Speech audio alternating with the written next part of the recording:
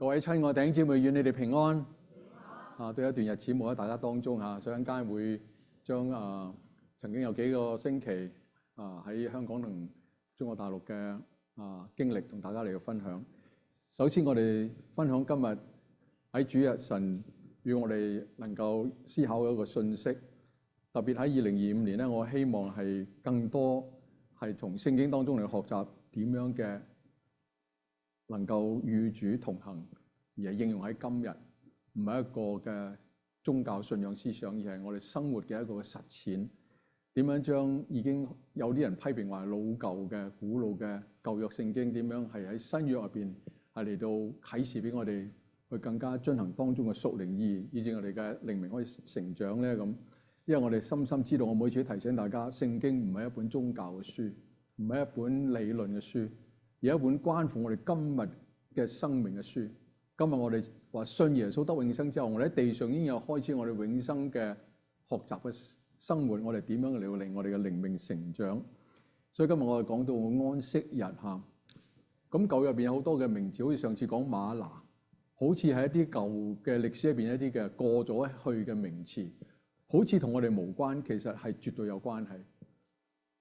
舊約好多都係預表新約要發生要做嘅事，預表耶穌嚟嘅，俾我哋嘅救恩嘅成就。咁我哋得到救恩之後，我哋點樣去過一個新嘅生命咧？就係新約對我哋嘅教導。但係舊約係咪就係唔需要睇咧？唔係，舊約入邊有好多係有好多深一層嘅屬靈意義嚟到教導我哋嘅。所以主日喺呢個時候安息日，好似而家我哋今日守主日就唔再理安息日，完全唔係咩意思嚇。安息日到底有咩深一重嘅意義咧？今日我同大家嚟到分享。首先講下溫習安息日嘅起源啦，就喺創世記嘅第2章1至3節嗰度，神創造天地之後咧，就話天地萬物都做齊了，到了第7日，神造物的工已經完畢，就在第7日歇了他一切的工，安息了。神賜福給第7日，定為聖日，因為這日神歇了他一切所創造嘅工，就安息了。呢個嘅安息第一重嘅意義就話俾我聽，神本身覺得佢所創造嘅工作非常嘅滿意，所以佢係一種嘅可以話，我可以創造呢一件事，我可以休息，我可以享受當中嗰種完美嘅創造，感到非常嘅滿意嘅休息。並不是神唔做嘢喎，神仲有好多嘢做。好似耶穌喺約翰福音有講到，我父作事，直到如今我也作事。因為除咗創造之外，神仲有好多奇妙嘅大功。其中最重要就係已經一早預備咗救恩俾佢，明知會背叛佢嘅人，佢都預備咗個救恩。所以從開始神從來係冇停過工作。所以安息日定不是就係表面嘅話休息咩都唔做，而係有一種深一層嘅意義嘅。所以今日我哋繼續學習。咁點樣教導我哋嚟到去明白安息日嘅意思咧？首先佢讓佢選民去守安息日嚟明白當中第一重嘅意義，就係神創造嘅完美，佢哋要感恩。所以出埃及記嘅第20章8至10節，當神透過摩西傳10誡俾以色列民嘅時候咧，提到守安息日。嗰度話，當紀念安息日，守為聖日，6日要勞碌你做一切的作工的工，但第7日是向耶和華你神當守的安息日。這日你和你的兒女、婢僕、僕婢，定你城裏寄居的客旅，無論何工都不可做，因為6日之內耶和華造天地海和其中的萬物，第7日便安息，所以耶和華賜福於安息日，定為聖日。因為神喺創造嘅時候咧，俾人類嘅感覺就係好多嘢要做。咁人又做管理噶嘛，佢亦都好，人亦都有好多工作要做。咁係咪神要我哋日日都做嘢咧？話唔係，你做嘢最緊要知道你點解做。所以我哋做下做下就要停一日，諗下點解我咁多嘢可以俾我做？呢啲係神俾我福分。所以安息日第一樣係要大家知道神所創造嘅大能啊。所以神要我哋嘅選民要守安息日，係回應翻創世記剛才2章1至3節，神本身創完之後咧，覺得好舒暢，好滿意，所以要讓人知道我哋今日有咁多嘢白白嘅賜俾我哋應該一種感恩嘅心嚟到去管理世界，而唔係用一種仲喺度追求要更多嗰種嘅自私嘅嗰種慾望。所以守安息日第一重就係要紀念神嘅創造係一個恩典，所以我哋做感恩嘅人，感恩神俾咗咁多我哋，而唔好喺度諗住點解有啲嘢唔俾我哋。亞當夏娃犯罪嘅第一個原因就係因為唔滿足，因為向神有一種嘅私慾，覺得神留翻啲嘢唔俾我哋，唔准我食呢個智慧樹嘅果子。其實神冇話唔准食，而係你知道幾時食係最好。結果佢哋唔聽話，所以犯罪。後來神俾我哋機會嘅時候，佢親手寫十誡喺石板度交俾摩西。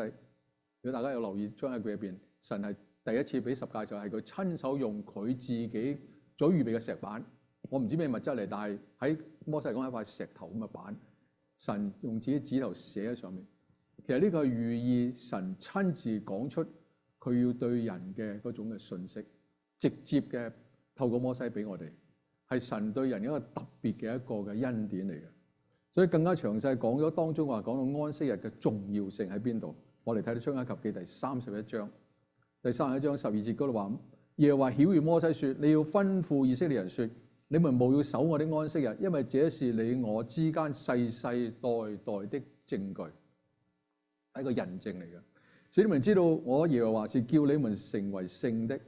呢個成為聖的就即係話可以做神嘅工作，有資格同埋能夠做到神嘅工作，呢個係成聖嘅一個最重要嘅意義。並不是話我喺人面前我好巴閉，我係一個聖人，唔係。呢個講喺神嘅眼中，我哋被算為義，唔係因為我哋有幾叻，係因為我哋有幾願意去感恩神俾我哋嘅嘢嚟到去好好做個好管家。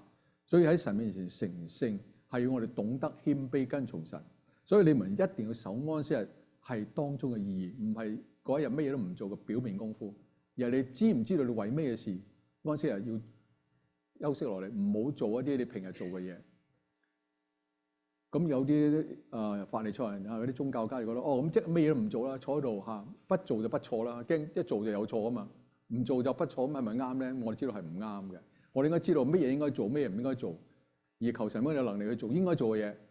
而離開遠離嗰啲唔應該做嘅就係罪，所以佢話凡干犯者的，必要把他治死；凡在這做工的，必從民中剪除。神不是話這麼殘忍，佢話你既然連我話俾你聽，最重要用咁樣嘅心嚟到管理我俾你嘅萬物，你生活仲有咩意思咧？會不斷嘅犯罪，不斷做一啲傷害自己嘅嘢，等於你自己殺自己。所以呢度係預表話你咁樣做咧，必定滅亡。定不至神話唔聽話，細路仔唔聽教就攞咗吊頸啦，斬個頭啦！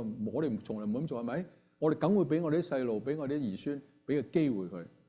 但係佢自己唔要嘅，走咗去嘅，就係你話佢自己走係絕路。呢度係意思唔係神要殺佢哋，而係佢哋自己要選擇一條死路。所以話6日要做工，第7日就係有安息聖日，是向耶和華守為聖的。凡在安息日做工的，都要把他治死。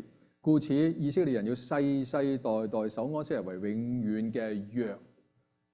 神喺舊約入邊俾我哋嘅約，都係施恩典慈愛嘅約。神白白俾我哋一切佢親手創造嘅嘢，係一個恩典，所以係一個主動賜福俾人嘅一個約。這是我們以色列人永遠的證據，我和以色列人永遠的證據。因為6日之內，耶和華造天地，第7日便安息舒暢。呢度加埋舒暢，意思即係話咧，安息日你應該覺得舒暢嘅。即係神喺安息日嘅時候，因為佢覺得好滿意。英文度佢用到話 rest and refreshed， 哇！連神都有一種好滿足嘅感覺，即係嗱，我創造係幾咁嘅完美。咁其實神嘅創造喺人嘅眼光係咪完美咧？其實神知道創造入邊嘅最高峰、最完美嗰樣嘢係人，如果人係會背叛佢嘅，佢明知人會背叛佢嘅，起碼有可能，但係佢仍然覺得好滿意，好滿意。呢個就係神嘅愛，包容我哋可能會犯錯嘅呢種嘅缺點。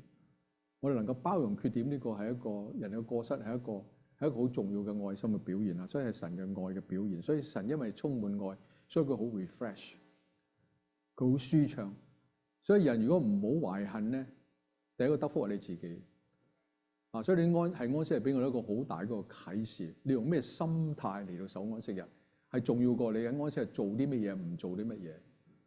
所以神就當時將嗰塊法版交俾佢，俾摩西使用神嘅指頭親自寫，係神親自俾我哋嘅信息。所以安息日係作為神同以色列人立約嘅證據。啊，呢個第二重嘅意義嚇。第一重係講到神嘅滿足，對於佢創造。第二樣，佢希望佢所創造嘅人咧係能夠知道神係願意主動賜福俾我哋，係一個證據嚟嘅。以色列人世世代代要謹記神賜福俾佢哋嘅恩典，係神賜俾佢哋管理一切嘅萬物，係神做嘅，唔係人自己做嘅。然後佢嘅選民過咗40年之後喺曠野生活，因為佢哋唔聽話，喺曠野就走咗40年嘅一啲嘅曠野嘅道路，係一種嘅鍛鍊佢哋啊。咁到最後摩西都要離開以色列人之前咧，就再一次透過申命記將10誡嘅內容再講一次俾佢聽。其中講到守安息嘅意義，更深一層嘅教導呢班已經走咗40年鍛鍊曠野嘅路嘅，應該有成長嘅呢班人，尤其是個下一代年輕嗰班咧，佢哋好多都係冇，即係甚至係喺曠野出世人咧係未見過神喺過紅海之前嗰10個神蹟同埋過紅海嘅最大神蹟，佢哋未見過嘅。佢哋憑信心聽佢父母講，所以摩西佢再一次喺申命記話翻佢聽，當日神俾佢嘅誡命，一種重新嘅一種嘅申命，所以叫申命記嚇。所以申命記第5章12節嗰度講話，當照耶和華你神所吩咐的安息守安息日為聖日，你當守你神當守的安息日，這一日6日要勞碌你做一切的工，但第7日是向耶和華你的神當守的安息日。這一日你和你的兒女、僕婢、牛、驢、牲畜，定在你城裏寄居的客旅，無論何工都不可做，使你的僕婢可以和你一樣安息。你係做一個管家嘅時候，被你管理嘅人，你都要懂得，好似神俾我哋有安息，你俾佢哋有安息，俾佢哋有休息，一種心靈重新得力嘅一種嘅裝備，一種嘅預備。佢話因為你哋也要紀念你在埃及地做過奴僕㗎，你俾埃及人當你係奴隸咁做，所以咧你有手下有啲嘅工人，你要好好對待佢哋。你唔願意受到嘅虐待，你都唔好讓你所管理人受到呢種嘅唔好嘅心靈上一種痛苦嚇。所以話你神用大能用手和伸出來的膀臂，將你們從那裏領出來。因此耶和華你的神吩咐你守安息日，就係你有咁嘅正確嘅心態、感恩嘅心嚟到管理神俾你嘅，包括你嘅僕人，要俾人哋有休息嘅機會。所以安息日喺申命記同埋出埃及記嚟到比較一下嘅時候咧，有一個好特別嘅分別，就係喺10誡嘅時候喺呢個申命記嘅時候，摩西加多一句要佢哋記得安息日嘅重要意義，就係要紀念神曾經拯救佢哋從埃及地，佢哋以前係做奴隸嘅地方出嚟，得到釋放，可以自由嘅生活，自由嘅敬拜神，仲準備入呢個迦南嘅美地嚟到享受更進一步嘅神所賜一切嘅安息。所以神對喺安息日就係要叫我哋知道神係賜福嘅神，係俾我哋有一個好大嘅福分，係我哋白白從神得到，而我哋就唔好白白嘅嚟到浪費。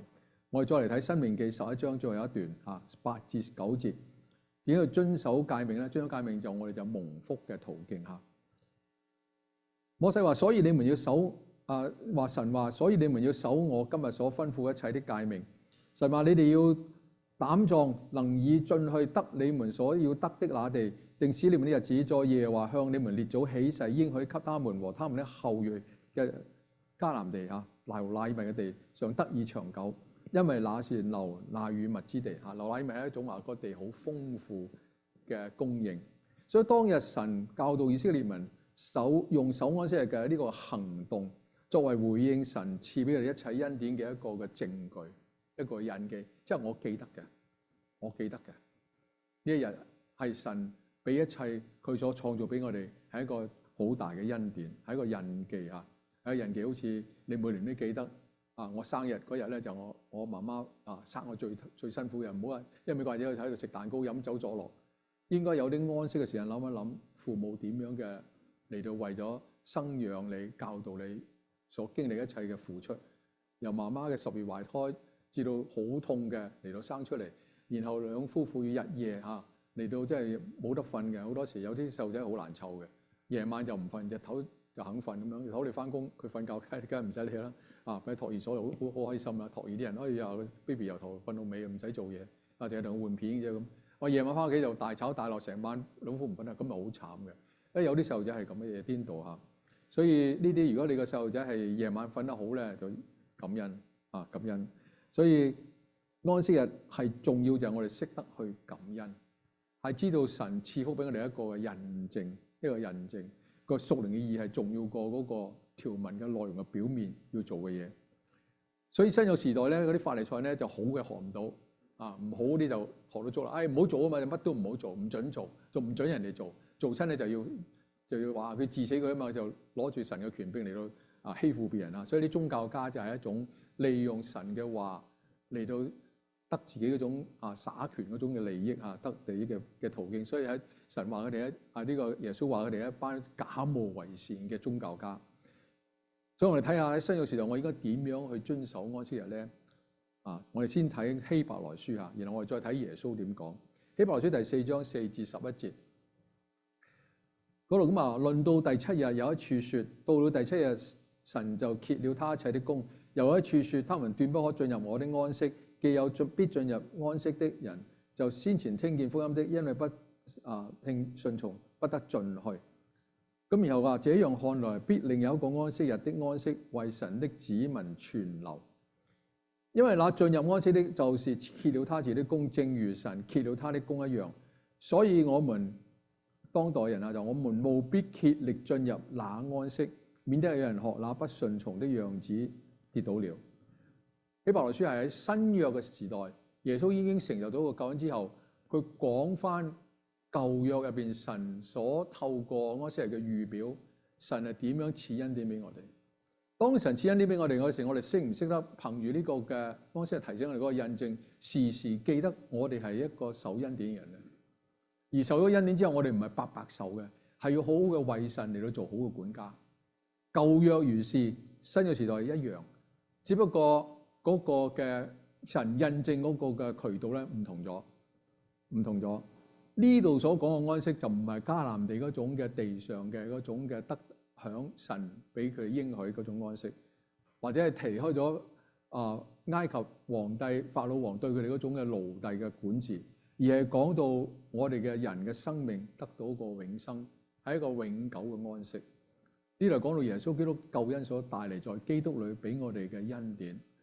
舊約時代講緊神創造嘅時候，佢嘅選民應該好好用管理神俾佢哋創造嘅嘢。亞當冇做好，以色列人亦都冇做好，所以要耶穌嚟親自教我哋點樣去做得好。唔好靠守律法嘅表面，要在基督裏生命被改變。所以呢個就係希伯來書講到新約嘅新嘅安息，係指著我哋喺神透過耶穌俾我哋恩典，我哋得永生。得永生本身唔係單單話我哋喺永遠喺神同佢一齊，而係話喺地上你嘅生命已經開始。得永生最重要嘅第一步就係你生命有改變。一個人生命唔改變嘅時候，永生對我哋係冇意義嘅。你喺地上都唔享受神俾你嘅恩典，你到天國點會享受咧？唔會享受嘅。所以喺地上我哋要學習珍惜神俾我哋恩典，在基督裏點樣做個新造嘅人。所以新造嘅時候話，只有信嘅人得安息，就係講個永生。唔再係講個迦南地啦，迦南地嗰個係以前以色列民神俾佢哋嘅應許。今日我哋嘅迦南地就係我哋在基督裏得永生，係一個新造嘅人，新嘅生命喺裏邊能夠成長，呢個先係最重要神俾我哋嘅安息。所以安息係願意因為信耶穌而得到救贖恩典嘅永生，呢個就係我哋今日對安息日嗰種嘅渴求，而喺安息入邊嗰種嘅心態，應該係感謝耶穌俾我哋嘅救恩。所以點解我哋要改為喺主日嚟到去守安息日咧？所以其實個日子邊一日唔重要嘅，最緊要點解你揀過嚟？我哋揀呢係因為耶穌喺今日從死裏復活。從死裏復活唔係單單佢復活嘅大能，而係佢點解為我哋死？因為一定有死先有復活噶嘛。所以耶穌經歷過死㗎。所以啱我會講到耶穌經歷死亡呢一個嘅過程都揀日子喎。神揀日子就唔係為咗嗰日好意頭咧，大家就話白頭到老，或者咧你就之後就福如東海嘅，唔係呢啲唔係講啲意頭，而係想我哋人容易記得，因為人好特別㗎。你有日子咧，你就唔記得㗎。你冇日子咧，有時真係唔記得嗰啲結婚日子咧，就同太太嘅交關係都會差啲，係咪？你記得就表示你重視，係心態嘅印證。所以呢度你記得安息日，記得主日，就要喺神嘅家入邊嚟到一同嚟到敬拜神，係因為我哋6日嘅工作冇忘記到神。我哋冇忘記到神，所以呢個點解一定要守嗰個主日敬拜咧？係用以前守安息嘅心態，一種嘅感恩嘅心。所以唔好睇表面嘅行動，最緊要你喺安息入邊，你點樣實質明白嗰個意義。所以你嚟教會都要有一個實質嘅意義，唔係我嚟到做完禮拜，我去教會做禮拜咯，我翻屋企好安心咯，我盡咗我責任。做禮拜唔係為咗盡責任，做禮拜係嚟到同神親近，係每一次你翻離開教會嘅時候都帶咗一個使命出去。我今日要繼續將我學到嘢話俾我嘅鄰居，話俾我嘅親友，話俾我嘅仔女聽，生命嘅傳達。呢個先係對敬拜有個親近神嘅有一個真正嘅意義。你親近咗神之後冇學到新嘢咧，其實自己好蝕底嘅，好蝕底啊！咁好嘅福分你唔去領受嘅時候，你點樣去讓人蒙福咧？咁所以安息日最緊要我哋明白當意義。我哋而家嚟最後睇耶穌係點樣教導我哋對安息日嘅明白，深一層嘅屬靈意義點樣應用喺今日。我先睇耶穌嘅宣告啊，馬可福音第2章。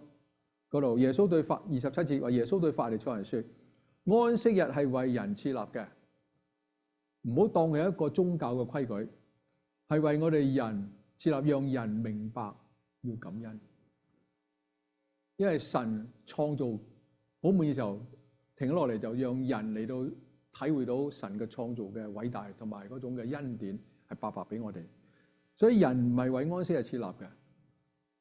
人係被傳咗之後，神用安息日嚟到教導人一個屬靈功課，所以安息日唔係要嚟捆綁人嘅。所以人子也是安息日的主。法利賽人話安息日乜都唔好做啊嘛。耶穌話我係安息日嘅主，我當然有權喺主日喺安息日嘅時候做我應該做嘅嘢，唔係你嗰種講話，你咩都唔好做啊！抬張凳都唔得咁，有得個人就咁跌落地啦咁樣，有個老人家又嚟會佢要坐低揾唔到凳坐。唔得啊！我安息日我凳唔可以搬俾你，我搬親家私我又犯法啦咁樣，咪坐地下啦咁樣，係咪咁咧？呢就係心態出咗問題啦，呢就係法利賽人嘅問題。所以佢話耶穌話我有權向人賜恩典㗎，所以耶穌安息日治病係冇問題嘅。法利賽人話有問題，所以喺馬可福音嗰度講安息日喺耶穌安息日治病點咧？其中一個例子就係耶穌進了會堂。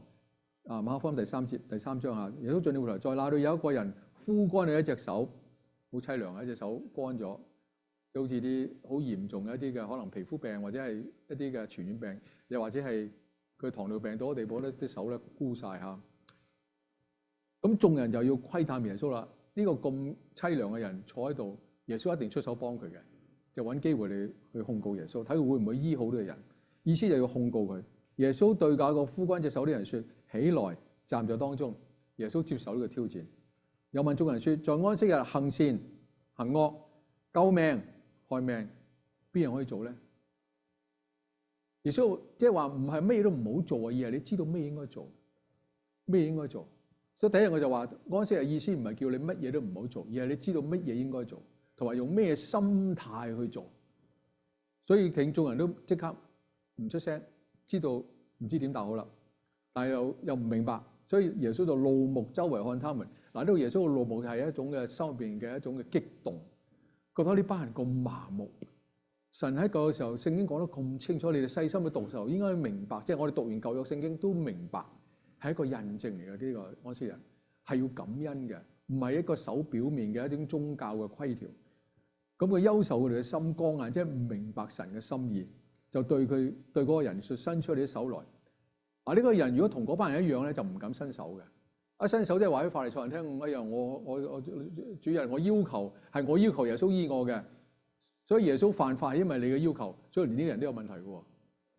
但係佢因為佢知道安息日耶穌先係個主，耶穌係神嘅兒子，所以我聽神嘅話就唔使聽宗教家嘅話。宗教家都領受神嘅嘢之後，佢搞錯咗，所以佢勇敢嘅伸出個手出嚟，即刻復原。因為佢有信心，所以唔好小看呢個人伸手。佢伸手，因為佢能夠抵得住呢班宗教家種壓力。我係啊，主叫我做我就做。你哋將會可能會嚟定我罪，話我點解要慫恿耶穌犯法？所以佢勇敢嘅伸手，佢嘅信心令到佢好返。所以當時嗰班宗教家、法利賽人啊、希律黨咩人都好啦。總之如果睇埋歷史咧，其實呢啲法利賽人同希律黨咧係敵對嘅。因為希律係即係希律王嗰邊派人過嚟窺探教會嘅，法利賽人本身原本係為教係呢個會堂入邊咧，係一班分別為聖嘅一種願意遵守神律法嘅一班嘅表面看為義嘅人，所以佢原本係對立嘅。但係對耶穌嚟講，佢就聯合嚟對付耶穌，點樣去除滅耶穌？因為佢哋只係守宗教嘅表面。當耶穌宣告話你哋係守宗教表面嘅一班假冒為善嘅虛假宗教家嘅時候，佢哋好嬲，就揾機會要殺耶穌，免得威脅到佢哋喺憑住宗教嚟控制以色列人嗰種嘅利益。佢得到好多嘅利益。喺馬可福音第12章，耶穌說：你們中間誰有一隻羊，當安息日掉在坑裏，不把它抓住拉上來咧？其實佢知道嗰啲法利賽人，如果屋企跌隻牛跌隻羊落河咧，係會諗辦法拉上嚟嘅。梗有啲藉口嘅，因為有利益啊嘛。證明呢班人守安息日係為咗世界利益，唔係為咗感謝神。佢話人比羊何等貴重咧？佢唔係羊唔可以救啊。既然羊都救嘅時候，人點解唔救咧？有咩理由咧？所以安息日做善事係可以嘅。我醫病為人嚟做係可以嘅。點解要等聽日唔係安息日先醫佢咧？聽日佢死咗咁點咧？因為佢隻手枯乾，佢一下唔小心嘣一跌落河咧。咁所以呢個耶穌話要做嘅應該做嘅事就馬上做，唔好拖，唔好因為啲藉口或者宗教原因喺度拖。佢話呢個唔啱嘅，我哋係守當中嘅意義。最後喺馬可福音第10章，因為人子，耶穌話因為人子來不是要受人服侍，乃是要服侍人，並且要捨命做多人的贖價。嗱，呢個耶穌最後講到更深一層嘅安息日嘅一種嘅意義，更重要嘅呢個意義。咁我哋睇下啦，整本福音書入邊啊，耶穌成就救恩嘅過程咧，係同安息日息息相關嘅。你睇下啲日子咧，喺福音書入邊你研究佢哋所旁述嗰啲日子，當然係安息日前一日，因為係當時安息日嘅日子，因為後一日，就知道耶穌係喺安息日之前一日為我哋罪孽被嗰班宗教家拉到比拉多嗰度，比拉多勉勉強強嘅，就喺正安息日嘅之前將佢定罪。而佢喺安息日之前被釘十字架，就喺安息日嗰日係進到死亡，進到死亡。我哋睇下聖經點樣記載下。路加福音第23章33節同埋44節啦，因為我要時間問題，我唔可以全部讀晒咗，抽中間嘅重要地方嚟講述安息日前後耶穌被釘十字架嘅過程。到咗個地方名叫贖柳地，就在那裏把耶穌釘在十字架上，又釘到兩個犯人，一個在左邊，一個在右邊。那時約有午正，遍地都黑暗了，直到申初日頭變黑了。殿裏的幔子從當中裂為兩半。耶穌大聲地喊着說：父啊，我將我的靈魂交在你手裏。說了這話，氣就斷了。到馬可福音15章嗰度講，到了晚上，這是預備日。預備意思即係就安息日嘅前一日。安息日嘅前一日，耶穌被釘十字架。安息日係由譬如佢被釘十字架嗰個禮拜5嘅當日嘅下晝嘅6點鐘天黑之後咧，至到第二日禮拜6嘅6點鐘叫做安息日。因為猶太人係用日落至到日落為之一日嘅，就唔係夜晚12點。夜晚12點嗰個係羅馬人開始做，直到今日嚇，所以個時間有分別。所以佢喺安息日嘅前一日嘅下午喺十字架上斷氣，進到死亡。所以喺安息日嘅時候咧，耶穌係喺死亡當中去咗陰間，到之後主日嗰日，即係安息日之後一日先至復活。呢個繼續睇落嚇。有亞利馬太的約瑟前來去見彼拉多，求耶穌的身體。約瑟買了細麻布，就把耶穌取下來，用細麻布裹好，安放在磐石中鑿出來的墳墓裏，又捆過一塊石頭來擋住墓門。抹大拉的瑪利亞和約瑟的母親瑪利亞看見安葬耶穌的地方。咁然後馬太福音第28章第一次話，過了安息日7日的頭一日快亮的時候，抹大拉的瑪利亞和那個瑪利亞來到看墳墓，忽然地大震動，因為有主的使者從天上下來，把石頭捆開，坐在上面。他的相貌如同閃電，衣服潔白如雪。看守他的人就因他嚇得渾身亂戰，甚至和死人一樣。天使對婦女說：不要害怕，我知道你們是尋找那釘十字架的耶穌，他不在這裏，照他所說，已經復活了。耶穌已經從死裏復活出嚟，你們來看他安放的地方，即係話佢曾經係死亡，安放咗喺呢度，佢而家係從死裏復活。耶穌係從死裏復活，呢個好重要，大家要記得。第一，耶穌點解為我哋死？因為佢愛我哋。第二，佢係要經歷死亡代替人因為罪所帶來嘅懲罰，佢代咗我哋。所以佢係實實在在用道成肉身嘅耶穌嘅身體嚟經歷死亡嘅痛苦，係去降到陰間。喺安息日嘅時候，嗰日佢係喺陰間嚟到經歷人一切嘅罪所帶來嘅懲罰，以致我哋可以在基督裏能夠避免咗我哋嘅罪，因為耶穌遮蓋咗我哋嘅罪，赦免我哋罪。點解使我哋冇犯罪？點解使我哋以後都唔會再犯罪？